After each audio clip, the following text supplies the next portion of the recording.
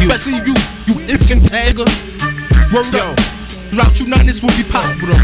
Word up, come on. Because of you, a nigga can't walk no more. Yeah, because of you, I ain't on the court no more. Because of you, all I got is thoughts of war. Because of you, we don't even talk no more. Because of you, niggas can't walk no more. Because of you, I ain't on the court no more. Because of you, all I got is thoughts of war. Because of you, we don't even talk no more. Who shot me? Tell him my ass cousin thought the gun was on safety. No, it wasn't his own cousin. Your apologies now. No love for you, what it's gotta be now.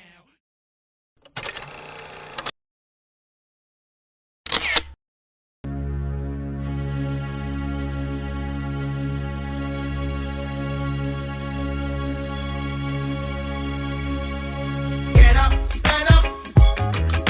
Stand up for your right. Get up, stand up. Don't give up the fight. Get up, stand up. Stand up for your right. Get up, stand up. Don't give up the fight. If we sleep, we will never get nowhere this way. We got to wake up before the stroke of judgment day. Don't give up, there's a mission that we won't quit. United we stand, divided we'll still sit. With paralysis, cancer, and Parkinson's, and many others dying, how can we win? A war like this, when we can't get up, then one more thing, let's never give up. Drop. Get up, stand up. Stand up for your right. Get up, stand up. Don't give up the fight. Get up, stand up. Stand up for your right. Get up, stand up.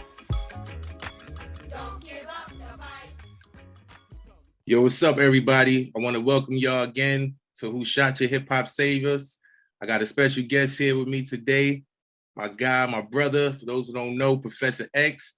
I ain't gonna get much into his story. I'm gonna let him tell y'all a little bit about himself, and then we're gonna chop it up real quick. Yo, go ahead, X, introduce yourself. Let the people know who you are. Well, I go by the name of Professor X, and just catch you up on my story. It all started in Far Rockaway, Queens. One day I was at the bus stop, I heard Sucker MCs, and I was like, yo, this is nice. So I said, who is this? So I found out who it was. I was always listening to the radio, but when I heard Sucker MCs, I heard hip hop, through my whole life. But when I heard Sucker MCs, I said, I want to do something. I wasn't a rapper, but my friend, his name was Stretch-O-Matic, he was a DJ. I said, yo, Stretch, teach me how to, ones and twos, scratch and stuff. So we can, what the hell? What happened? You still there? Am I still in the right angle? Yeah, you still there. I still see you good. No, somebody called in and it just glitched for a second, but you still there. Okay, so let me just finish and I'll call him back another time. All right. So what happened was my friend Stretch, he taught me how to DJ. And I was like, that's nice. So I was listening to the radio and I heard UTFO. And they got a DJ named Mixmaster Ice. So when I got the record, I looked on the back and I said, yo, them turntables Mixmaster Ice is in front of are nice. I gotta get me those. So I did a little investigation, found out what they was, went down to Delancey Street. I ain't gonna just, tell you step by step, but this is how everything came into play. I went down Delancey Street, got the 1200s, practiced more. I made some tapes, sent it to the radio stations, denied, and it was this one underground hip hop station called the DNA Hank Love Radio Show, and they had this segment called Star for a Night. So they said they like my cuts, so they said I can come down. Went down there, played the tape. People were calling, they liked it.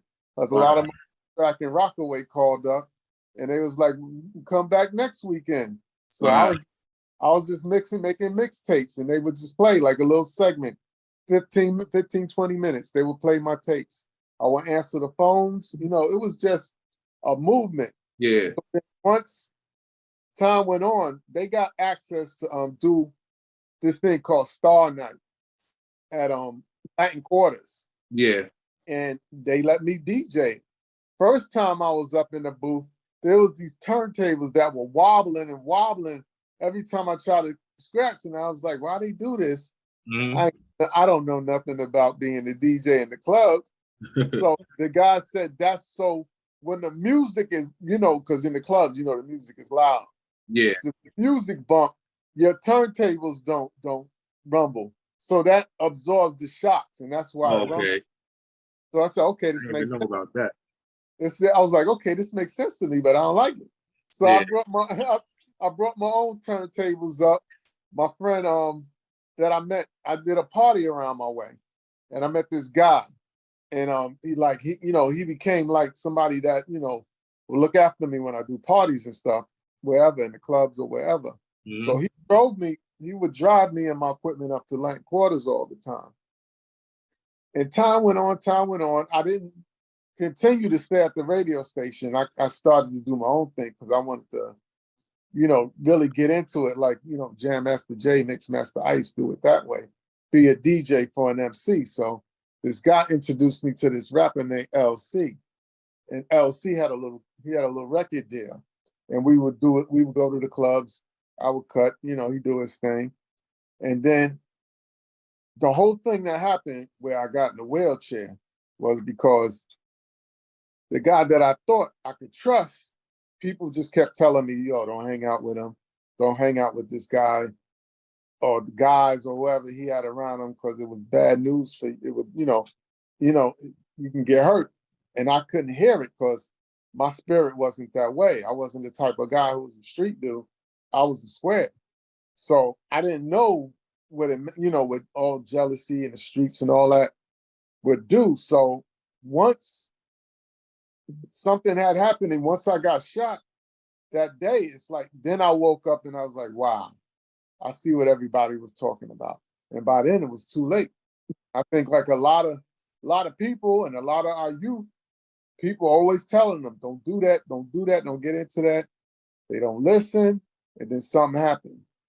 So I'm like, I hope my story can be used where when people are talking to you, and it don't matter how old you are, because basically anybody can give anybody advice. Yeah. But sometimes, it's good advice, although you think your decision is better than theirs.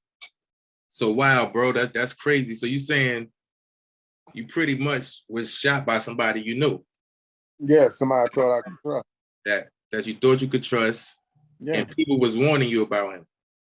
a lot of people.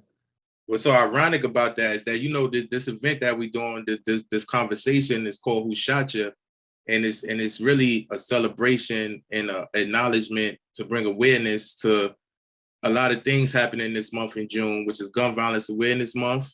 It's Hip Hop 50th, and it's New York Music Month. And we celebrating this on Tupac's birthday, June 16th. And the story of Tupac is so similar. He was hanging out with the dudes. People could do the background of that story with Tupac specifically. But what's so crazy is he got shot by someone he was hanging out with that people was telling him not to hang out with, and they was bad guys. Biggie was one of those guys that told him that, and then it happened to Tupac. And what's so ironic about that too is that I just was watching the Dear Mama series too, that where he was in a wheelchair after this happened to him. Ironic. And it was showing like he went through all this stuff while he was actually in the wheelchair right after he got shot. He wasn't paralyzed, but to think like I know that had to take a toll on his brain and his physicality and his mentality as an artist. And who knows what that did to his attitude moving forward and how he started doing music after. You know what I mean? In that wheelchair, being injured, being shot by a friend. My story is I got shot by my cousin who was playing around with a gun. It wasn't like a warning situation, but we was warned because I used to use the same gun. We used to play around with the same gun and shoot it off the roof and do crazy things with it. So I know that my story is a little different, but it also was somebody I knew. And then I get in a wheelchair and then my music changed. So it's so ironic that you say that. And that's the same thing that happened to Tupac, and we celebrating this on Tupac's birthday. So that's one of the reasons why I wanted to bring you in here, because that relationship, friendships and everything and hip hop in the streets, it all goes hand in hand by nature. So that's why we're having this conversation today to celebrate the 50 years of hip hop. And speaking of that, why don't you talk a little bit about how you moved forward from that incident and then got into music, got into music, and how hip hop kept you going? Well, how I got into the music, since I couldn't DJ anymore because I got shot in my neck and it made me C5, C7 quadriplegic. So I couldn't mix like I did at all, so the way I wanted to. So, but I still had a voice. And my friend told me, you know how you yelling at your sister? Because, you know, me and my sister be arguing. He said, you know how you yelling? You can use that same yelling, that same voice to rap. So I said, okay. He wrote some raps. I wrote some rhymes. My friend Pete, his name is Pete. My friend Jay, they started putting music together, beats together. We bought an S950. And if there's any cats that know anything about like music, in the beginning, you know, when hip hop was doing their thing, you had the SP12 and then you had the S950 and all of that. So they were making tracks. I was doing songs, but it wasn't no advocate songs. It was just regular rap songs, whatever, any old concept. When I moved from Rockaway to New Jersey, you know, I saw Christopher Reeve had got paralyzed. And when he got paralyzed, it's just like I just got a feeling of hope. Like I was like, okay, somebody famous, because to me, it always seemed like the government, like there's no funding, nobody does nothing to somebody famous or somebody in the government gets injured. Then you hear new laws, you hear new medicine, and you hear all that. And he had passed away. And I was like, oh, it hit me. And I wrote this song called Forever Superman. I went on the internet. I don't know, it just seemed like all of this I'm just guided to. It wasn't even like I planned it. I'm just guided. I wrote the song, we did the song, we made a video. I got on the internet. I saw a website that was run by Dr. Wise Young at Rutgers University in New Brunswick, New Jersey. And I put it on the forum. People saw it. And the following year, they were doing a rally for the Christopher Reeve Paralysis Act. And I was like, they was like, we'd like to perform at the rally. It's going to be in Washington, D.C. I was like, yeah. I couldn't say no. Wow. And then from there, that's how I changed my name. I used to be DJ Hungar, but I still call myself Hungar when I was rapping. But when I became a rapper back in 2004, I changed my name to Professor X. And that's how, you know, from the X-Men, you know, he's in a wheelchair. Professor X in a wheelchair, I'm in a wheelchair. So I said, I like that name. So I call myself Professor X. And from there, wherever you see me, whatever I've been doing, it's just that movement. Like I met you, like I met a lot of different people who just, music was about showing the world and showing others what we go through music. You know, we're not just talking about the disability, but we're talking about the challenges we face, how we got to get around with transportation. That's basically like what you do. You rap about the things like the obstacles, because you always going places, you always moving here and there, and you experience all the different obstacles. I do too, but not as much. So, you know, your music lets the world know, hey, I can't get in this building. I'm letting the world know, hey, we need to cure this, or we need to get more equipment or better equipment, not no factory headsets, but good headsets that, you know, the insurance won't pay for because they consider that a luxury. And nothing is a luxury to us. Everything to us is a necessity. So that's how I became Professor X. And so you're saying so you wasn't really even rapping before you got shot. You was DJing. I was just DJing. I mean, I rap songs like whatever you just rap to it, you know, because you like the music. But it was mainly just DJing. Basically just DJing. So and then after that, you got inspired to do a song about Christopher Reeves, and then it took you to DC and Hong Kong and all that. Took me to DC, to Hong Kong, and then just making songs about, you know, the different experiences, I have, being a quadriplegic. That's crazy because even after my injury, I met Superman. I met Christopher Reeves. It was early on in my injury. And what's so crazy is like I didn't even, I wouldn't say more magical and spiritual, because I had no idea like anything about this. Happened to me in 1999. So I had no idea what exactly was gonna transpire. But I knew Christopher Reeves had just got injured. So it was like, all right, that's Superman. And I know what he was trying to do for the cure. And then I was in Burke Rehab from like January 1999 to like June.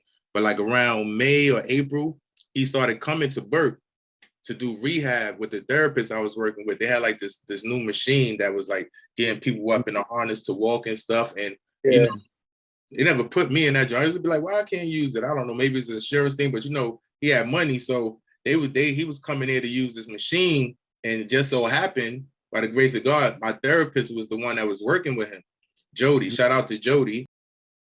So I said, yo, I started asking Jody about, how is he, asking little questions here and there. And she was like, I can't like bring you into the room to meet him. But if you wait by the door before he goes to the door, I'll introduce you. So that's what he did. I met him like that, going like that for like about a good minute, maybe 90 seconds, like an Instagram reel. And he just like gave me a little head nod and said like, hang in there and stuff. And I spoke to his son for a little while, but I didn't realize then what that was going to mean moving forward, doing like this advocacy and stuff. And what's so crazy is like the first song one of the first songs that I wrote out of being frustrated was The Movement, and Rick did the beat.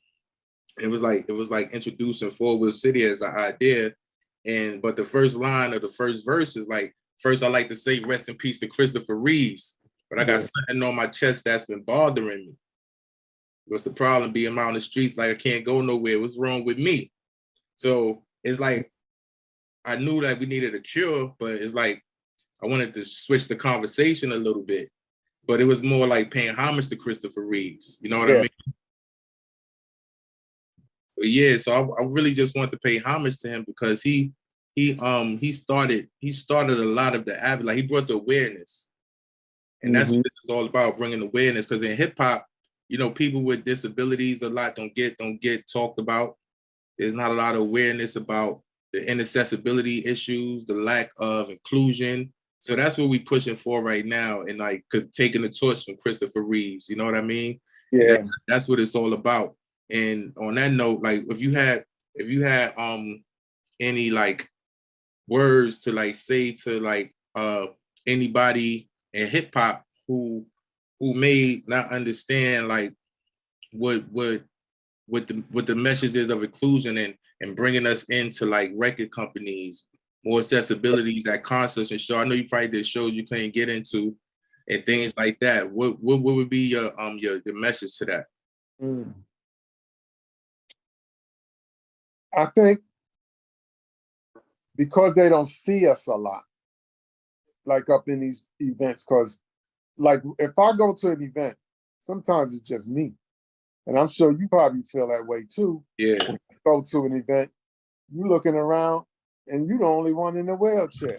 Yeah. So it's like how they make the movement like to get accessibility in libraries and the train stations. It takes like a whole bunch of people. Yeah. So it's like it would have to be like a protest, let's say. Like a whole bunch of wheelchair people will have to come to an event and be like, we would like to have a spot where it's accessible for us, where we could just go right to the front or something, Yeah. But we can have accessibility and protection by security so we can enjoy a show. So it's like the once the artists would see something like that, I think it would hit them, because only thing we can do now is basically maybe write them or, like tag them in something on social media, put something together that we have, like how you do with the music, and tag people, because if we don't come together all together to break down a door, it's like one person, it's not like it's not possible, but if they knew someone who's in a wheelchair, they would probably be like, you know what, this place needs to be accessible for my friend. But a lot of times they don't, they may not know anyone who's in a wheelchair like that moves around and shakes around like you do. Like I used to, but it's not easy. I don't do it as much because it's not easy. And if I like NJ Pack, I had like a bad experience. Like they put me on the side, like up in the balconies. So I'm not even facing the stage. I'm sideways to the stage. So I got to turn my head all the way there, my neck, and I'm looking over and looking down, and I get vertical because I don't like heights. So I'm like, I don't like this. I'm like, why they can't put me in a front row or in a row in the middle where I'm in a handicap? It's like the movie theaters. You've been to movie theaters, right? You know they got those sections for wheelchairs now, and they basically like middle. So we have accessibility, but in some theaters, it's like they just take you there. Yeah. I'm like, I don't want to sit here. I want to sit where I can actually see the artist's face for it, not sideways. Even in Madison Square Garden, I went there for the Grammys, and they had me on an angle where I couldn't see nothing. Wow. I couldn't see when Kendrick Lamar played. He was all in like the corner, and I'm like, you have to literally be standing over, looking over the side in order to see him. So it's like it will have to be a movement, a bunch of us protests in order for the artists and the people to see. But as far as what I would say to like an actual artist, I guess I said it already, Yeah. There needs to be accessibility within their show. It ain't like they got to rebuild the place. They just got to make the situation accessible. Tell us to be an hour ahead, you know what I mean? Yeah. So we don't have to be in the crowd. Tell us, well, if your wheelchair, accessible, you have to come an hour earlier to the event, or we could put you in the wheelchair section up front or mid-range before the crowd comes in. So that's a great idea, man. Yeah, that's something I think would make sense, because a lot of times that's what I do anyway if I'm going to an event that a lot of people who are going to be standing are going to be. I'm like, let me go early so I don't have to be in the back and everybody standing up and I can't see nothing. And you from Jersey, right? Right now, yeah, I live in Jersey now. And where you grew up? I grew up in the Bronx. The Bronx, right? Yeah, you're Bronx night like me, right? Home of hip hop, birthplace of hip hop. 50 years of hip hop, man. It's like that's a lifetime for you, coming up on a lifetime for me, and on that sense, like I like what we've been talking about how hip hop like motivated us. Not being born in wheelchairs motivated us. It was like a tool that we use to like have a voice. Like you was inspired by Superman, Christopher Reeves. I was inspired by the lack of accessibility, but we use hip hop, you know what I mean, to be that voice of a message. And on that note, what would you say to like any upcoming aspiring artists who might get shot or get in a wheelchair and feel like their life might be over? Because everybody's injury is different. I'm a T2 paraplegic. I know your injury is a little higher than mine. So on that higher level thought of consciousness, we're using bars and metaphors on that. What would you say to somebody who gets into a wheelchair, high level injury or whatever the case may be, and might want to give up and want to rap? And what advice would you give them? Well, technology is a whole lot better than it was when I first. Social media, everyone's on YouTube making their own channels. There's a lot of ways to get out there. And a lot of people are doing streaming. It's not like they don't even have record deals. Yeah. They get on the internet, they get on YouTube, they get a following, and the record companies, come looking for them. Yeah. So you don't have to stop what you're doing. You just do it in a different way. You got to adapt, find equipment that you can use, because there's a lot of equipment out there. There's a sip and puff devices that can let you use the computer. You got trackball mouse if you can't use the fingers, the type. You got virtual keyboards and his voice activation. So everything, technology is really there to keep you and your dreams going if you do want to continue to bring awareness or just to do a song and just have a voice out there. You don't have to stop or give up. There's a lot of things out there for you.